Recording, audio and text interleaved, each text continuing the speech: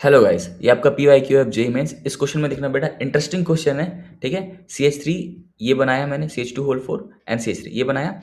Anhydrous AlCl3 HCl और heat. Okay, जब भी अपन AlCl3 देखते हैं हमारे दिमाग में सबसे पहले क्लिक करता है लेविस एसिड। वेकेंट ऑर्बिटल होगा, लोन पेयर का अटैक करा दो। बेटा यहाँ पे तो लोन पेयर है नहीं, ये तो अल्केन है। राइट, अल्केन की रिएक्शन एनहाइड्रस AlCl3 HCl और हीट। अगर कोई बच्चा इसका आंसर डायरेक्ट दे देगा ना तो मुझे बहुत अच्छा लगेगा। अगर आपने पढ़ रखा है तो बहुत अच्छी बात है। ये डायरेक्ट रिएक्शन नहीं देते होता है, इसका डायरेक्ट आंसर ही याद रखना होता है हमें। ये जो क्वेश्चन है ये है एनसीईआरटी से। एनसीईआरटी टेक्स्ट बुक में दिया हुआ है। ये चैप्टर है, सॉरी, ये चैप्टर है हाइड्रोकार्बन का।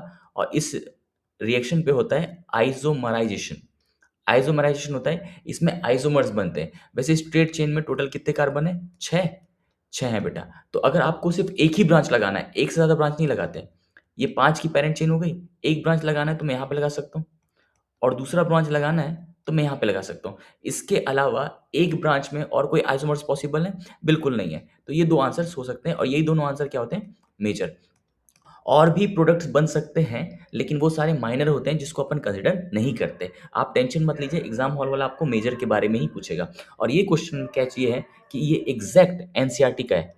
N alkanes on heating in the presence of anhydrous AlCl3 and hydrogen chloride gas isomerize to branch chain alkane.